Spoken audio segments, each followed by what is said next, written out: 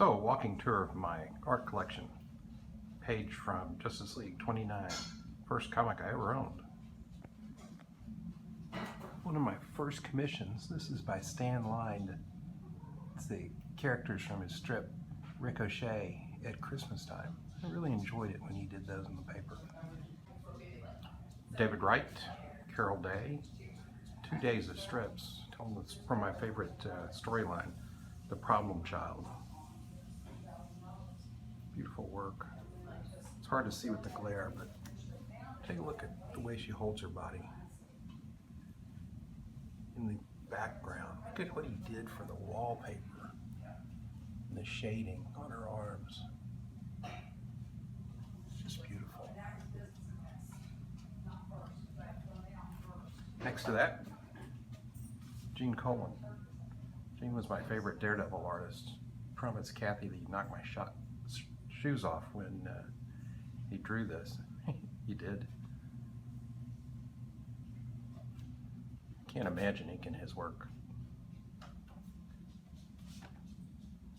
Jeremy Bastian, Cursed Pirate Girl, done in Heroes Con. The year before I'd seen his book for the first time, I bought it. He was sitting next to David Peterson. And when I came back the next year, went straight to his table. Just a beautiful piece. This was also bought at Heroes Con. It was an auction item for Team Cul-de-sac, which raises money for Parkinson's research. It's a Mutt's piece by Patrick McDonald. It's black and white, pen and ink. I hired Laura Martin to color it at the same show. I think she did a gorgeous job. Really makes the piece pop. Worth doing. Art Baltazar started his own comic book shop and created characters for it, Action Cat being the first of those characters. This was from a Kickstarter to fund the comics that they want to sell to the shop on a continuing basis. This is Al Plastino. Al drew the first Legion of Superheroes story ever, Adventure 247. When I discovered that he was still doing commissions, I jumped at the opportunity and got one from him. He called me up on the telephone, actually. Should mention this. Said, Alex, this is Al. And I didn't know who it was. I'd written him a letter with my phone number in it. He said, I want to start your commission. At that point, I figured out who it was. And he said, it's raining, I can't play golf, so I want to do it today. Do you mind if I change it because I never liked the layout of the original page? I said, sure, go ahead. Yeah, I think he did a great job. I got to see him in Dallas a few years later. There was an eBay auction for this. I got cheap and didn't bid on it. But it didn't sell. So I contacted the seller, made him an offer at his price, and he agreed. Kurt Swan. Mon-El, Shadowlass, Superboy. Just incredible. Now this is Agnes Garbowska's commission that Kathy got me for a birthday present. Legion of Superheroes versus the Fatal Five. Lots of things going on in that picture. It's really funny. The girl has a tremendous sense of humor and a lot of skill.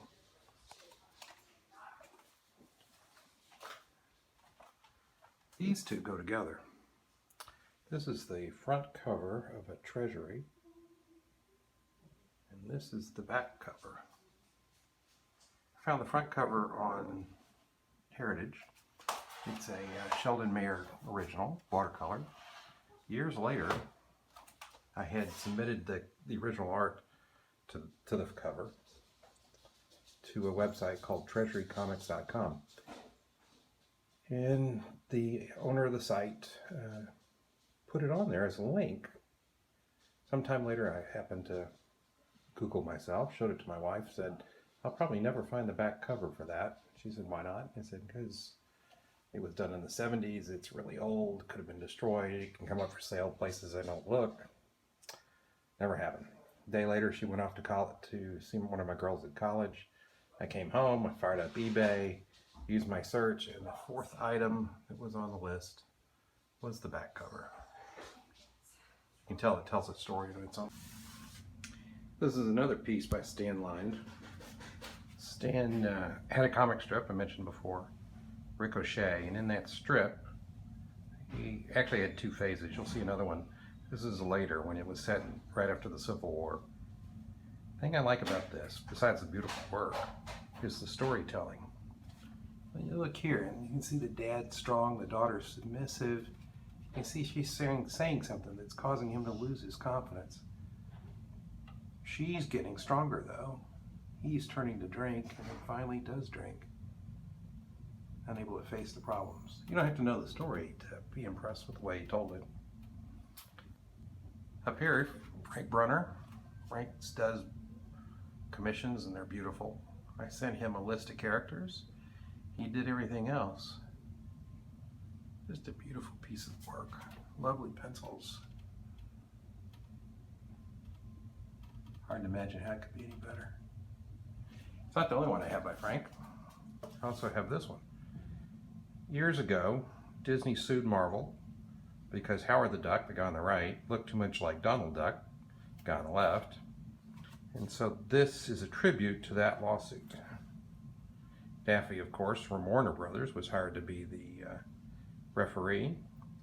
The girl in the back is Howard's girlfriend. Down on the lower left, we have Mickey Mouse supporting Donald. And if I'd been smart, that was Frank adding that. I wish I'd had him add the man thing in the background. Again, it's just beautiful. Who knows, maybe with Howard becoming a movie star, it'll become ultra valuable. I doubt it. I wouldn't care anyway, because I wouldn't sell it. This is Wonder Woman by H.G. Peter. It was a formerly unpublished story, later published in The Amazing World of DC Comics. The story goes that this tier was cut off of, was one of a number of pages of inventory stories that Marv Wolfman was told to destroy. The way he chose to destroy them was to cut them into tiers, throw them in the trash, and they were picked up and recovered and made the market, into the market to some degree. On the Comic Art Fan site, you can actually find the top tier of this story, this page as well. I don't know where the middle was. I really like it though. I've always admired Peter's work. He was 65 when he started Wonder Woman and did it until his death, 15 years later, thereabouts. Beautiful. Mike Kaluta and Elaine Lee did a Kickstarter to extend the story of Starstruck, or actually write a prequel. There was an option to get art from Mike, up to 2 characters. I asked for the Shadow and Margot. They had a hard time. It took longer, cost more. They asked for more money. I contributed, I don't know, $200 more, so maybe $500, $600 total, and said just add some background. This is what Mike delivered to me. It took 5 years, maybe it was 6, but I don't care. I think it's pretty freaking awesome. This is a GK print that my wife bought at HeroesCon in 2019. Lee Weeks had one of these up for auction with a Batman remark on the bottom of it, and she was really struck by the image. And the next day we went over to see Lee at his table, and we got to talking about it, and he said, well, you know, I have 2 more. And he pulled out this one and one more with a Batman by himself, I think. And she chose this one. He calls it Almost. It was done for the wedding issue that almost happened. You can see that the line along her breast up through her chin almost matches his cowl. He's almost able to kiss her. Anyway, I think it's a really neat image, and Kathy really liked it. So this is probably the most expensive commission and piece of art I had, actually. It's a commission by Yale Stewart. This is actually a print that Yale did. The original art, of course, I have.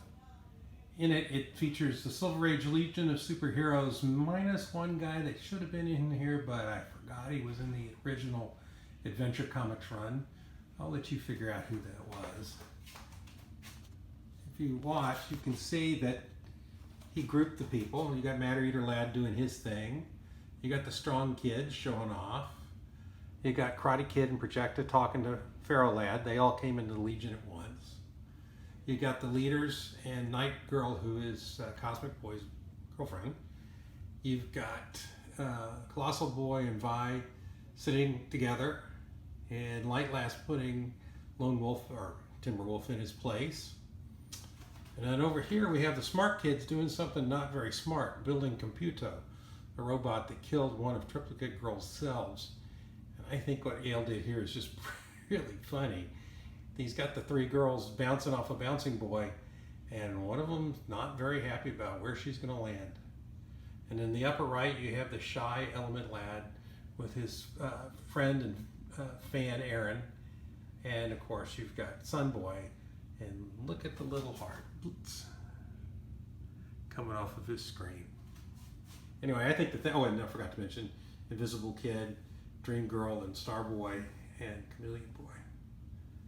Anyway, I think it's really clever. I am really pleased with this piece.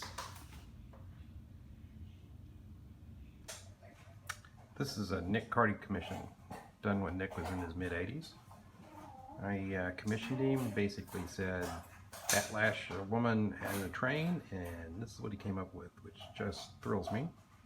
The amazing thing was he called me and asked me if I liked it. Kind of as obvious that I would, but he called and asked. I'm afraid I was pretty much unable to discuss anything rationally because I was so amazed he called. Over here we have a Sheldon Mayer piece that was probably the Sunday for a sample that he was doing when he was trying to sell Sugar and Spike as a newspaper comic strip. At the time, it was common for the comics to have a header that could be removed, or a footer in this case, that could be removed if the paper wanted to use less room for that particular strip. And over here, we have Superman by Curt Swan, the first piece of comic art I ever bought, and frankly, it's my favorite. Though the other two that I just showed you rank right in there, which probably explains why they're in the den. This is a picture of Kinsey from Mouse Guard by David Peterson. David printed two of these, Saxon and Kinsey, as complimentary pieces and sold them at HeroesCon a while back. We ended up buying this one from David at the auction price, but at his table the next day. And it's really pretty. Kathy really liked it, so we went ahead and got it. This piece is kind of interesting. I won it in a Heritage auction, but what's interesting about it is that earlier I had won a set of photocopies from Heritage for $1, $9 shipping, that was a full page of this, the story that went with it, along with another one, a very similar ending. Then this final panel came up on eBay, and I managed to get it and bought it and hung it on the wall. A little bit later, the final panel of the other comic showed up on eBay, and I bid on it, but I didn't bid enough, and I really kind of regret it. It'd be fun to have them both hanging up here. It's a really cute Sugar and Spike piece.